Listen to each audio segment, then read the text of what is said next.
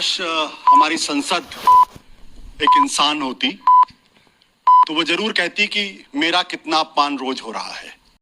बात तो सही है।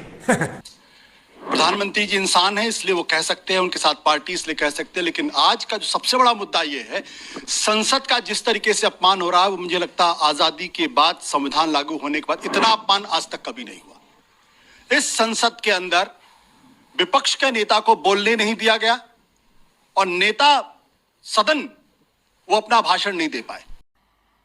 मजा नहीं आ रहा है। भारत के इतिहास में आज तक कभी नहीं हुआ। इस पर कोई चिंता नहीं करता क्योंकि इस पर वोट नहीं मिलते। इस सदन के अंदर देश के पूर्व प्रधानमंत्री जवाहरलाल नेहरू, इंदिरा गांधी, सोनिया गांधी का चरित्र हनन किया जाता है और सवाल यह किया जाता है प्रधानमंत्री का अपमान कर रहे हैं आप लोग।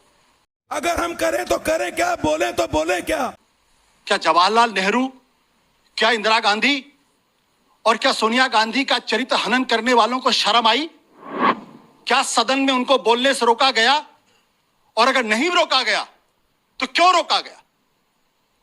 क्या राजनीति इस हद तक नीचे गिर जाएगी कि सदन के अंदर एक सांसद जो सत्ता पक्ष के हों वो पूर्व प्रधानमंत्रियों के चरित्र पर हनन करें? तो फिर किसका चरित्र बचेगा? और इस संसद के अंदर अगर पूर्व सेना प्रमुख को अपनी बात रखने का अधिकार नहीं है, जो किताब के फॉर्म में आई है, तो क्या यह माना जाए कि आप सेना का अपमान कर रहे हैं? क्या यह माना जाए कि आपको पूर्व सेना अध्यक्ष पर विश्वास नहीं है? क्या यह माना जाए कि आप पूर्व सेना अध्यक्ष की देशभक्ति पर, उनके राष्ट्रवाद पर आप सवाल खड़े कर रहे हैं? अगर यह है तो मुझे लगता है भारत की सेना का इससे बुरा अपमान नहीं हो सकता था। और सबसे बड़ी बात यह है, प्रधानमंत्री आएंगे, प्रधानमंत्री चले जाएंगे, ये संसद बची रहनी चाहिए। और जिस स्तर का भाषण संसद के अंदर हो रहा है, जिस स्तर का भाषण प्रधानमंत्री के मध्य हो रहा है, मुझे लगता है रोज संसद का अपमान हो रहा है। काश संसद एक इंसान होती और अपनी पीड़ा कह पाती।